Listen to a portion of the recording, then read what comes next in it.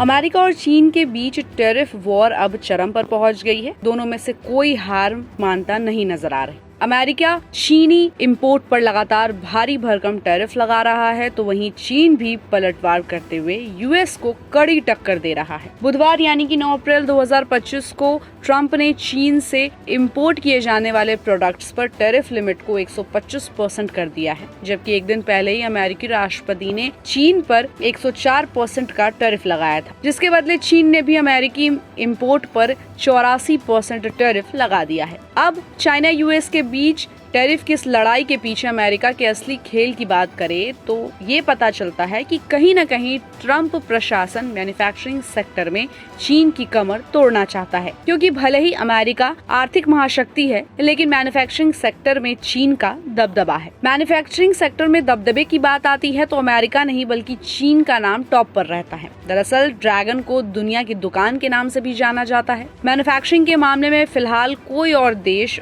उसकी होड़ नहीं कर सकता, और ये मैं ऐसे ही नहीं कह रही, क्योंकि यूनाइटेड नेशन स्टैटिस्टिक्स डिवीजन के आंकड़ों को देखें तो 2022 में ग्लोबल मैन्युफैक्चरिंग में चीन का योगदान 31% था, जबकि 2023 में ये 29% रहा। दूसरी ओर अमेरिका की बात करें तो इस लिस्ट में अमेरिका का योगदान 2022 में सिर्फ 16% और 2024 में करीब 15% रहा। आपको बता दें कि अमेरिका इस मामले में सबसे आगे रहा करता था पहले, लेकिन 2010 के बाद चीन ने इसे पीछे छोड़ दिया और तब से ये मैन्युफैक्चरिंग सेक्टर में नंबर 1 बना हुआ है, जिस पर अब ट्रंप की टेढ़ी नजर है। हालांकि इस ट्रेड वॉर का असर चीनी शेयर बाजारों पर भी पड़ता नहीं दिखा और न ही अमेरिकी बाजारों में गिरावट आई, बल्कि दोनों ही शेयर मार्केट में जोरदार तेजी देखने को मिली। लेकिन चीनी करेंसी युआन को तगड़ा झटका लगा है और ये 18 साल के निचले स्तर पर पहुंच गई। ट्रंप की टैरिफ पॉलिसी से दुनिया में हड़कंप मचा हुआ है और सबसे बड़ी जंग अमेरिका और चीन के बीच देखने को मिल रही है। ट्रंप ने चीन के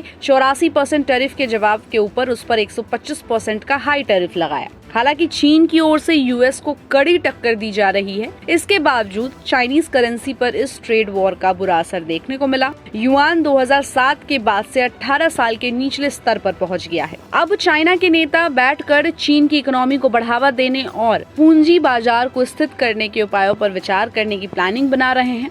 रिपोर्ट्स में बताया गया है कि टैरिफ दबाव के बावजूद चीन के सेंट्रल बैंक ने सरकारी बैंकों से अमेरिकी डॉलर की खरीद को कम करने को भी कहा है। कैपिटल इकोनॉमिक्स ने एक नोट में कहा कि नए अमेरिकी टैरिफ वॉर का मतलब है कि आने वाले सालों में अमेरिका को चीन के एक्सपोर्ट में आधे से भी ज्यादा की कमी आएगी। इसमें कहा गया है कि इससे चीन के केवल जीडीपी में 1 से 1.5% की कमी आ सकती है, लेकिन ये गिरावट दूसरे देशों के जरिए होने वाले एक्सपोर्ट की लिमिट पर डिपेंड करेगी। चीन अमेरिका के बीच ट्रेड वॉर बढ़ने से करेंसी मार्केट में भले उथल पुथल मची है, लेकिन दूसरी ओर देश के शेयर मार्केट में जोरदार तेजी देखने को मिली। शंघाई कंपोजिट 1.50% की तेजी में कारोबार कर रहा था, तो वहीं चाइना A50 भी करीब 1% की तेजी से लेकर ग्रीन जोन में कारोबार करता हुआ नजर आया। डीजे शंघाई में 1.4% की तेजी दर्ज की गई, तो वहीं हैंग सेंग ने 3% की छलांग लगा दी। आपको यहाँ बता दें कि ये डेटा हमने खबर लिखने तक अपडेटेड की थी। तो इस पूरी खबर पर आपकी क्या राय है, हमें अपनी राय कमेंट बॉक्स में दे और ऐसे ही अपडेट्स के लिए देखते रहिए गुड रिटर्न्स।